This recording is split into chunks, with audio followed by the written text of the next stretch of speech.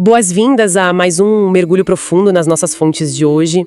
A energia aqui está altíssima porque nós temos em mãos uma pilha de textos absolutamente fascinantes que dissecam o universo literário de Protetor. Olá, é com certeza um material muito rico. Sim, e o nosso foco central, grande evento que vamos explorar em detalhes, é um acontecimento cataclísmico e transformador de 1991.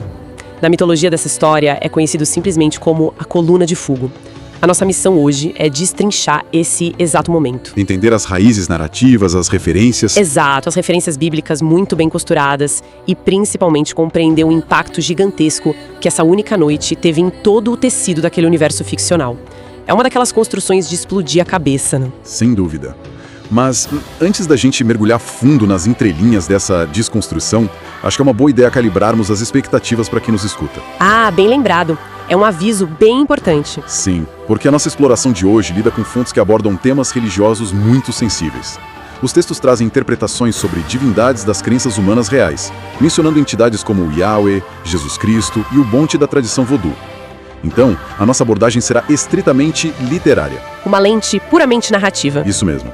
O objetivo aqui não é tomar partido, nem validar ou invalidar qualquer crença teológica do nosso mundo real. Vamos olhar para esses elementos puramente pela forma como a história constrói a sua própria mitologia usando essas figuras. Perfeito. E, bom, vamos desempacotar isso, porque a forma como tudo começa é o que mais me deixa impressionada. O contraste da cena inicial, certo? Exato, porque com um título imponente como A Coluna de Fogo, a gente já espera que a história comece com grandes explosões em Nova York, tipo filme de Hollywood. Mas a cena inicial é surpreendentemente íntima. Tudo começa com um garoto comum, o Arthur. Ele acorda do nada no meio da madrugada e vai até o quarto do irmão mais velho, o Jonathan. Que está, compreensivelmente, super sonolento. Pois é, o Jonathan tá lá, mal conseguindo abrir o olho, e o Arthur avisa com a maior naturalidade do mundo que Deus acabou de acordá-lo e o chamou para ir ao quintal de casa, mais especificamente para o Jardim da Oliveira. E o que me fascina aqui é essa escolha. Por que logo um jardim e uma oliveira? É aí que a construção literária já começa a brilhar, abraçando suas influências de forma bem elegante. Porque, quando os dois chegam ao quintal, eles veem uma cena simplesmente impossível. A grande oliveira do jardim está pegando fogo. Mas sem queimar de verdade, né? Isso, as chamas não consomem a madeira nem as folhas. A árvore arde intensamente, porém permanece intacta. E essa é uma alusão claríssima, intencional mesmo ao livro de Êxodo. A sarça ardente. Exatamente. Recriando o episódio em que Moisés encontra a sarça ardente no Monte Horebe. E a escolha da oliveira também não é acidental. Em várias tradições milenares, ela representa paz, unção e uma aliança duradoura. A narrativa já estabelece o peso de um chamado divino monumental logo de cara. O que levanta um ponto muito engraçado sobre a reação do Arthur, porque a gente sempre espera uma reação heróica. Um herói clássico bateria no peito e aceitaria o destino, com certeza. Pegaria uma espada imaginária e tudo mais, mas o Arthur quebra essa expectativa de um jeito hilário. Uma voz invisível e super imponente ressoa pelo jardim, se apresenta como criador dos céus e da terra e manda o Arthur tirar os calçados porque o chão ali agora é sagrado. E o garoto reage como quem caiu no meio de um filme de terror. Ele fica apavorado. Totalmente. Ele começa a rezar o Pai Nosso tremendo da cabeça aos pés, tentando, por puro instinto e medo, repreender a própria voz de Deus. Eu acho essa quebra de expectativa sensacional. É uma reação muito autêntica, traz uma vulnerabilidade muito humana para o momento que tem proporções cósmicas. E é interessante observar como a narrativa contrasta esse pavor do garoto com a beleza do que acontece logo a seguir. Sim, as flores brilhando. Isso. A manifestação divina ali não tem um caráter punitivo ou opressor, como a gente às vezes vê no Antigo Testamento. O fogo divino interage com a natureza de uma forma sublime. As flores que a mãe deles plantou com tanto cuidado começam a brilhar intensamente. E partículas cintilantes formam pássaros de pura luz. É lindo demais. É uma metáfora visual poderosa.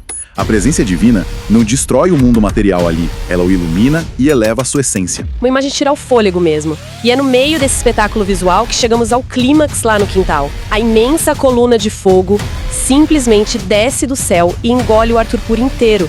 Mas ele não sofre nenhum arranhão. Ele passa a flutuar, ileso, no epicentro desse furacão em chamas. Enquanto o irmão assiste a tudo em um estado de choque. Maravilhado e congelado. Esse é o momento da forja do herói. E aqui é onde a coisa fica realmente interessante, porque a história muda de escala. Nas anotações das fontes tem os detalhes da reação da ciência e dos satélites. O que diabos estava acontecendo fora desse quintal? É um salto conceitual gigantesco na história. Porque enquanto o Arthur vive isso em casa, o planeta inteiro sofre um colapso científico. A NASA e as agências espaciais registraram o fenômeno, mas os dados desafiavam a física. Não era só uma coluna que existia, né? Exatamente. Foram registradas milhares de colunas idênticas espalhadas pelo mundo, mantendo uma distância exata entre si. Mas o detalhe surreal é que a percepção alterava a realidade. Não importava de onde a pessoa olhasse, parecia que a humanidade inteira estava vendo uma única coluna de fogo. E a comunicação que sai de dentro dessa coluna também é um absurdo de impactante, porque a entidade, de fato, abriu a boca e interagiu com o mundo. O que é fascinante aqui é que o evento emula o milagre de Pentecostes. Ah, verdade, é a questão das línguas. Sim, de dentro da estrutura uma voz ecoou para o globo inteiro. E todas as pessoas ouviram a mensagem simultaneamente em suas próprias línguas maternas. E a frase central foi um decreto inescapável. Eu tenho a citação aqui. Ela diz, aspas, "Neste fogo, um protetor está sendo forjado. O escolhido que unirá todos os escolhidos, o protetor que liderará os outros protetores no fim." É uma quebra de paradigma brutal para o planeta. E aqui entra um detalhe brilhante da narrativa. A voz fez a profecia e ditou a regra, mas não usou um crachá de identificação. Deus não revelou seu nome ao mundo em nenhum momento. Isso gera uma diversidade de interpretações muito boa nos textos. A heroína haitiana Amaridine tem certeza absoluta de que foi Bondier, da tradição voodoo. O Juan, que é judeu, tem convicção total de que foi Yahweh. E tem várias facções de heróis discutindo fervorosamente que foi Jesus. Cria-se um mistério gigantesco no centro da maior revelação humana. E o insight real é o propósito desse mistério. Anos mais tarde, o próprio Arthur deduz que, se a entidade ocultou seu nome propositalmente, havia uma intenção unificadora nisso. A ideia não era estabelecer um dogma final dizendo quem estava certo ou errado na Terra. Era para unir através do assombro e não dividir. Exato. Ao não dar um nome, o Criador evitou fornecer munição para guerras santas. Ele permitiu que cada cultura sentisse a presença divina através da sua própria lente de fé. Uma perspectiva muito madura para uma história assim, e além dessa mensagem geral para a Terra, a coluna falou diretamente com indivíduos específicos no micro, né? Tem o caso da Ellen Peterson, que depois virá ametista branca. A voz diz para ela, no meio do fenômeno, que um dia ela daria vida pelo protetor. Fardo imenso de sacrifício jogado nas costas dela, mas também falou com pessoas comuns, como aquela mãe desesperada que ouviu a promessa de que o protetor salvaria o filho dela do mundo do crime. Restaurando a esperança dela, uma coisa super íntima. Mas a minha interação favorita disparada é com a Jaguná. O Gunã, eu dou muita risada lendo isso. Ah, é a história do ateu? Essa mesma. O Gunã era um guerreiro com um passado pesado, um ateu super inabalável. Aí a voz divina surge pra ele e diz que ele treinaria o protetor. Ele entra em choque, grita dizendo: "Eu não tenho religião, eu sou ateu." E a entidade responde de forma muito taxativa e até irônica: "Agora não é mais." Cortante e direta. É a imposição do divino sobre o ceticismo. E olha se abalou as convicções de um humano pragmático, o impacto nos seres celestiais foi ainda mais avassalador. O que nos leva ao Wan and Wan. Exato, o observador lá no céu. Como foi a perspectiva dele sobre o fenômeno? O Wan and Wan é um ser antigo que observava tudo flutuando lá no alto das nuvens. Ele representa esses seres milenares que se sentiam abandonados por Deus há muitas eras. Ao ver a coluna forjando um herói para proteger a criação e não para punir, ele percebeu que o Criador mudou. Deixou os dilúvios e castigos do passado de lado para focar no livre-arbítrio e numa postura de amor. Isso. Foi literalmente um processo de cura espiritual para uma entidade que estava imersa em melancolia cósmica. Lindo isso. Mas bom, voltando pro olho do furacão, pro Arthur. Enquanto ele flutuava, ele não estava só curtindo o calorzinho de olhos fechados. Ele estava tendo visões bem pesadas, recebendo uma espécie de download na mente. Sim, a mente dele estava sendo bombardeada por visões complexas. O fogo se moldava em imagens vívidas. Ele viu uma roupa tecnológica se moldando a ele e uma equipe de 9 pessoas superpoderosas que ele próprio lideraria. E aí a coisa escurece, porque ele tem um vislumbre de um homem de vermelho destruindo completamente uma sinagoga, a equipe dele crescendo para 11 pessoas e aquela figura algorenta de um homem de chapéu pontudo com penas negras. É muita informação para um adolescente absorver em segundos. Muita mesmo. E se conectarmos isso ao quadro geral, o próprio Wan and Wan explica depois que essas visões não eram um futuro absoluto e imutável. Tratava-se de probabilidades. Mostrando o que aconteceria se as decisões certas ou erradas fossem tomadas. Exato. Arthur viu vitórias, mas também viu com clareza as mortes de entes queridos. Isso vira um fardo psicológico gigantesco para o herói. Ele precisa liderar sabendo que cada erro pode transformar aquelas visões de tragédia em realidade. É uma responsabilidade sufocante. Isso nos leva a analisar as repercussões globais. O que isso tudo significa para o mundo? A coluna simplesmente mudou as regras do jogo. A ciência e o ateísmo tiveram que recuar. Pensa no cientista Whitewood, um cara que explicava tudo pela lógica fria. A arrogância científica foi invalidada em uma única noite.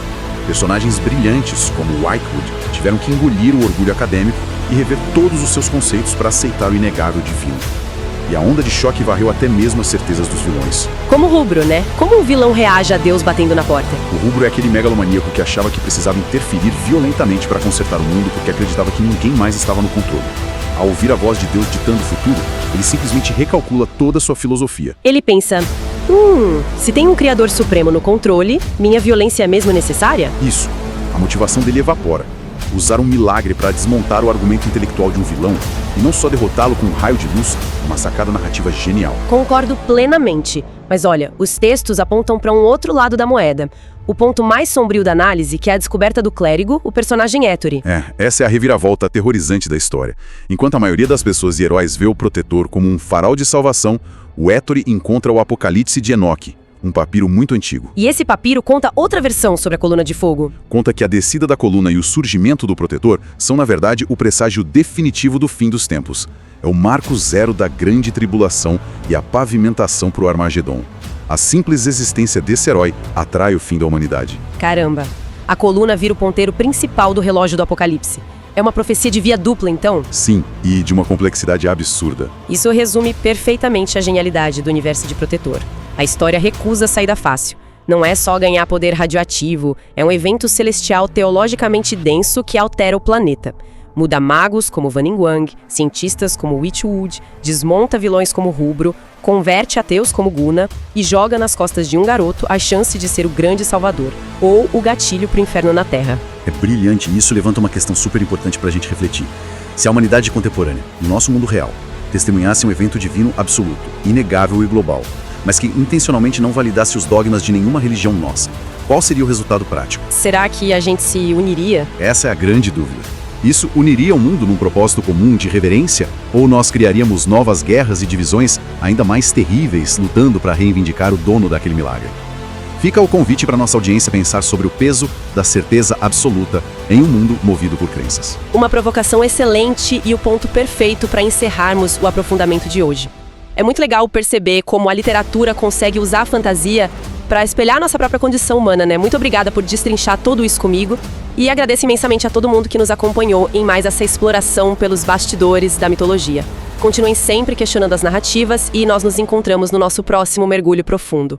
Um grande abraço a todos.